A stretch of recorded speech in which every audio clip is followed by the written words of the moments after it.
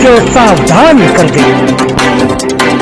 आप देख रहे हैं खबरों की हकीकत।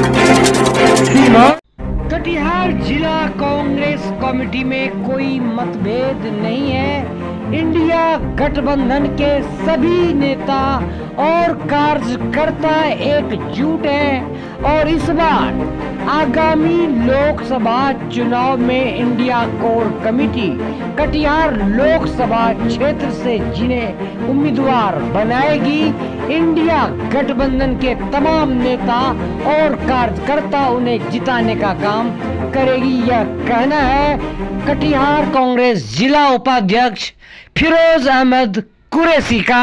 सीमांचल न्यूज पर देखिए कटिहार कांग्रेस जिला उपाध्यक्ष फिरोज अहमद कुरैशी के साथ विशेष संपादकीय साक्षात्कार। हैं समसामयिक ज्वलंत मुद्दों पर आइए बेबाक चर्चा करते हैं कांग्रेस के जिला उपाध्यक्ष फिरोज कुरैशी साहब से। कुरैशी साहब, सबसे पहले जिला उपाध्यक्ष बनने के लिए सीमांचल न्यूज महापरिवार की ओर से आपको हार्दिक धन्यवाद और आपका इतना कीमती समय निकालकर आप हमारे पास आए उसके लिए भी सीमांचल न्यूज का मैं धन्यवाद देता हूं। आगामी लोकसभा चुनाव के मद्देनजर जो बदले हुए हालात हैं, आप आगामी लोकसभा चुनाव में क्या चाहते हैं? India core committee Katihar Lok Sabha क्षेत्र में किसको उम्मीदवार बनाए? देखिए, कांग्रेस जो है लगातार पूरे देश के साथ साथ कटिहार में संगठन को मजबूत करने का काम किया है। लोगों की ज्वलंत समस्याओं को लेकर सड़क पर उतरने का काम किया है और लगातार हम लोगों का जो कार्यक्रम चल रहा है कांग्रेस कमेटी का, पूरे जिले में लोगों से जनसंपर्क अभियान के तहत हमारे लोकप्रिय नेता जनाब तारिक अनवर के नेतृत्व में, जिला अध्यक्ष सुनील यादव के नेतृत्व में पूरे जिले में संगठन को मजबूत करने का काम किया गया है।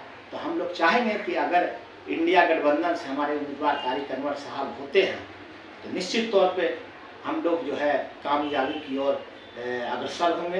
अगर कांग्रेस की इतिहास की बात करें, खास करके कटिहार के परिप्रेक्ष्य में, तो माननीय जिला अध्यक्ष सुनील यादव जी के नेतृत्व में एक लंबी सूची तैयार की गई है जिसमें सबको सम्मान देने का उन्होंने काम किया है, जबकि इसके बावजूद भी कुछ गुटबाजी की सूचनाएं भी मिल रही है। इस संदर्भ में क्या कहें? कांग्रेस में कोई गुटबाजी नहीं है।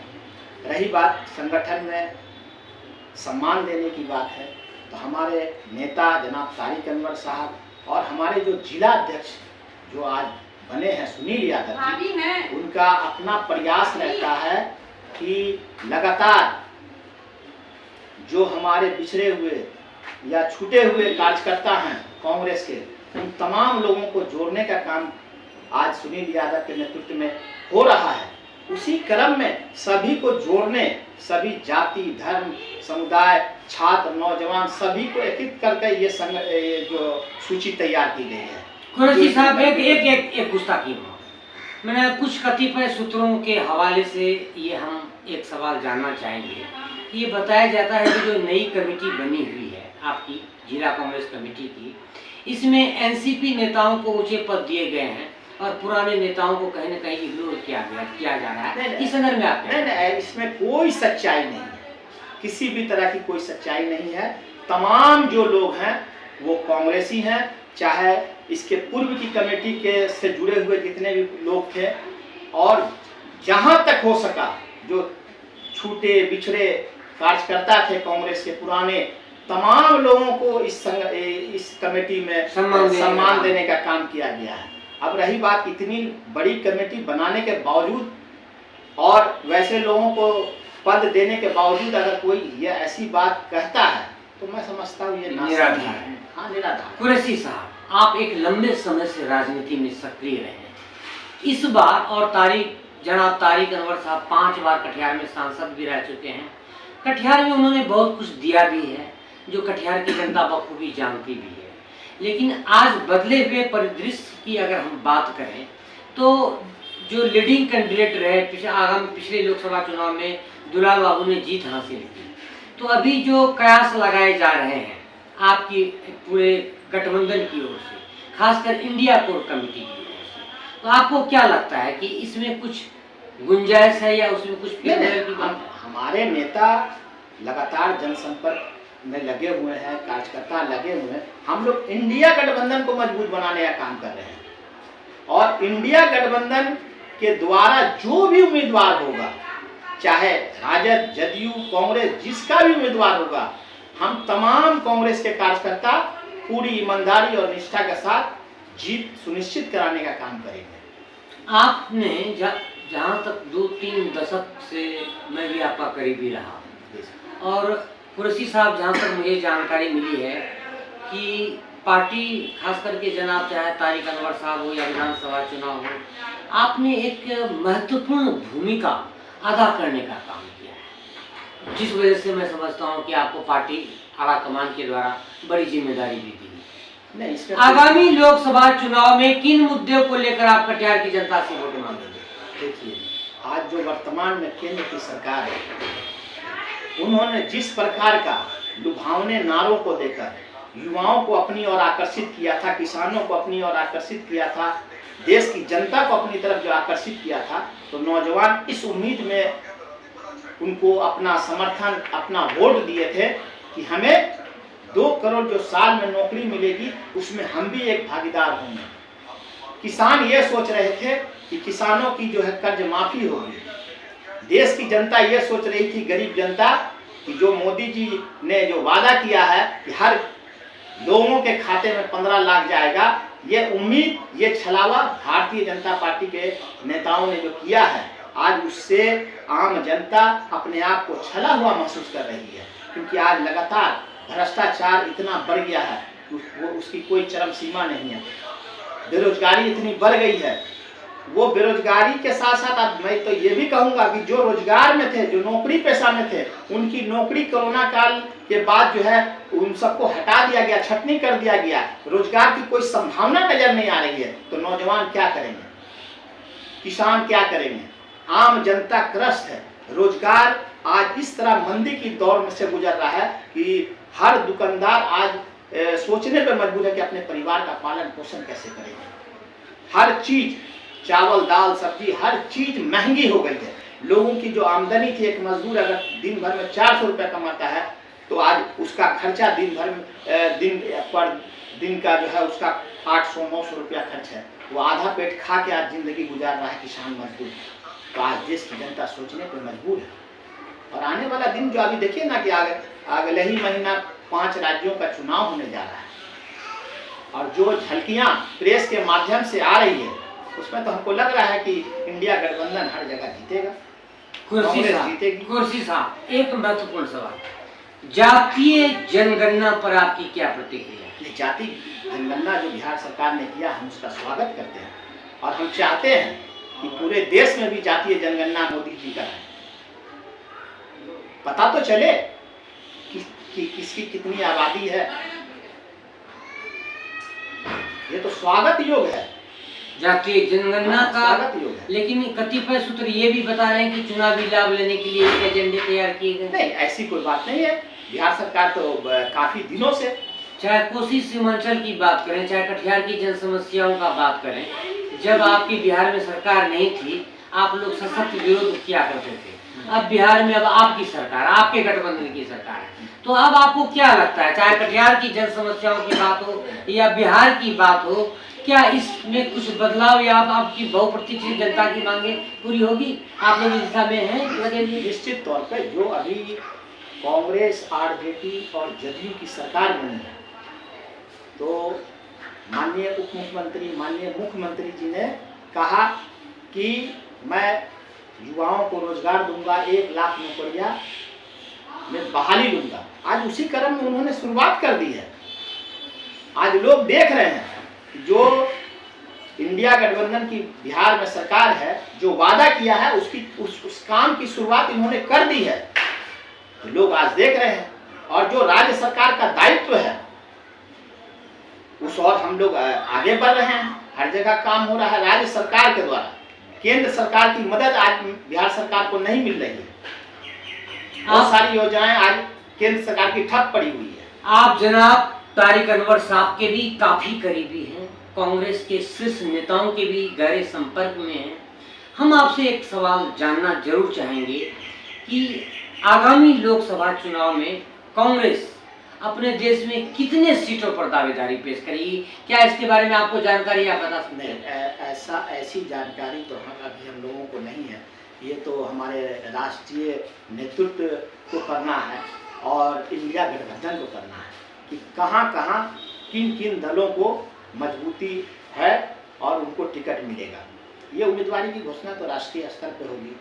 पहले कहा जाता था कि बिहार में जब एक सत्ता परिवर्तन हुआ, आप एनडीए गठबंधन के बाद आपके गठबंधन की सरकार है जी, तो फिर से जंगल राज आ जाएगा। लेकिन जिस तरह से लॉ एंड ऑर्डर अभी देखा जा रहा है तो इस तरह की बातें तो सामने नहीं आ रही है।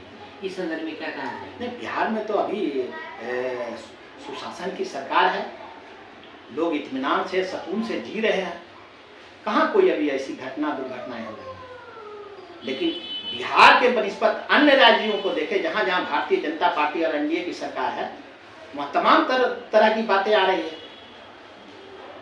इस बार जो महत्वपूर्ण जो अब तक की जनता की बहुप्रतीक्षित मांगे रही हैं, जैसे कि कल जनाब तारिक अनवर साहब आप लोगों ने भी दौरा किया, जी जी, सिरसावादी समुदाय के भी लोगों से भी आप लोगों ने मुलाकात की, बराड़ी के भी कई निर्दिष्ट जगहों पर आपने निरीक्षण किया, तो बहुत सारी ऐसी बातें हैं। बाढ़, कटाव, औद्योगिक पृष्ठभूमि के सभा परिप्रेक्ष्य में जो कटिहार उद्योग विहीन नज़र आ रहा है, जबकि जनाब तारिक अनवर साहब के बारे में कहा जाता है कि 5 बार वो सांसद रह चुके हैं। उन्होंने कटिहार में विकास की एक आधारशिला रखी जो आज एक बृहद आकार में नजर आ रहा है। तो इस संदर्भ में आप क्या कहें? निश्चित तौर पे तारिक अनवर साहब जब कटिहार से सांसद बने और उन्होंने अपनी क्षमता अनुसार, अपनी क्षमता से भी आगे, अपने कुशल नेतृत्व के कारण कटिहार में बहुत कुछ लाने का काम किया था।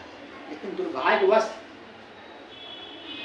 पिछले दिनों वो चुनाव नहीं जीत सके और कभी कभी ऐसा भी हुआ कि केंद्र में विपरीत सरकार रही। ये कटिहार के लिए काफी मतलब एक दुर्भाग्य। तो तारिक अनवर साहब का हमेशा अथक प्रयास रहा है कि कटिहार जो उद्योग नगरी से जानी जाती थी उसमें उद्योग लगे और लगातार प्रयासरत रहते थे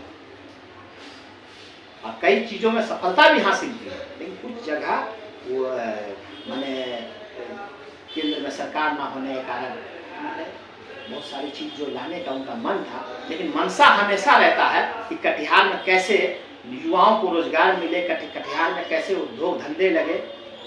ये तो बात रही आगामी लोकसभा चुनाव 2024 की। 2025 में जैसे कि आपकी एक छवि है केंद्र से लेके प्रदेश से लेके जिला स्तर में, तो क्या हर राजनेता, हर नेता की एक तमन्ना होती है, महत्वाकांक्षा होती है कि वे शीर्ष मकाम पर पहुंचे, कामयाबी हासिल करें। तो क्या आगामी विधानसभा चुनाव के परिप्रेक्ष्य में क्या आप भी दावेदारी पेश करेंगे? वैसे तो हर राजनीतिक दल का कार्यकर्ता जो राजनीति में, सामाजिक जीवन में अगर वो सक्रिय रहता है, और हम भी तो लगातार 32 वर्षों से राजनीतिक जीवन में हम भी तो 88 से लेकर 92 तक NSUI, यूथ कांग्रेस तमाम पदों पर, तमाम संगठनों में काम करते हुए और सामाजिक जीवन में जो हमारा काम रहा है वो लोग जानते हैं। तो हर लोग को उम्मीद होता है अगर आपको मौका मिले तो आप फाइट करेंगे। निश्चित। आगामी लोकसभा चुनाव के मद्देनजर कटिहार, कोसी, सीमांचल सहित देशवासियों से आप क्या अपील करना चाहते हैं? मैं कटिहार के साथ साथ सीमांचल ही नहीं, पूरे देशवासियों से अपील करूंगा कि आज जो देश की हालात है, देश में जो बेरोजगारी का जो आलम है, नौजवान बेरोजगार आज कई राज्यों में, कई जिलों में आत्महत्या करने पे मजबूर हैं।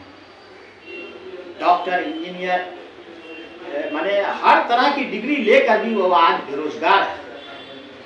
किसान मजबूर है, सड़कों पे धरना देने पे मजबूर है। आज महिलाओं के ऊपर जो अत्याचार हो रहा है, तो तमाम तरह का जो समस्या है आज उससे ग्रसित है ये भारतवर्ष। तो आज इस सरकार को उखाड़ फेंकने का काम करना है। मैं देशवासियों से के साथ साथ कटिहार वासियों से भी अपील करूंगा कि आने वाला 2024 का जो चुनाव है वो बहुत महत्वपूर्ण, देश को एक दिशा और दशा देने की बात होगी। इसलिए आने वाले दिनों में इंडिया गठबंधन को अपना समर्थन दे। और एक सवाल, बहुत महत्वपूर्ण सवाल, यहाँ चाहे बात करें हम शिक्षा की, बात करें स्वास्थ्य सेवा की या रोजी रोटी की, बड़ी तादाद में लोगों को यहाँ से पलायन करना पड़ जाता है और शिक्षा की स्थिति चरमराई है। कटिहार की जनता का एक वर्ग यहाँ एम्स की मांग कर रहे हैं, जूट मिल की जीर्णोद्धार की मांग कर रहे हैं और यह उम्मीद कर रहे हैं कि यह कहीं ना कहीं इस हालात में बदलाव होगा। आपको क्या लगता है? निश्चित होगा। हमारे जो नेता हैं जनाब तारिक अनवर साहब, उनका एक सपना है जो सालों साल पुराना सपना है कि कटिहार उद्योग नगरी से जाना जाता था, यहाँ उद्योग लगे, लोगों को रोजगार मिले। तो ये तभी संभव है जब केंद्र में अपनी सरकार हो, कटिहार में एक मजबूत, एक ताकतवर लीडर हो। तो अगर उस लीडर को हम कामयाब करेंगे तभी तो वो लीडर जो है अपने जो है राष्ट्रीय स्तर पर जो है ये इन सब बातों को उठाने का काम करेगा और बड़े बड़े चीज को लाने का काम करेगा, जिससे कटिहार में उद्योग लग सके, बेरोजगारों को रोजगार मिल सके। ये तभी संभव है जब हमारे मजबूत लीडर कटिहार से लोकसभा में चुनाव जीत सके। सीमांचल न्यूज़ से बात करने के लिए आपको बहुत बहुत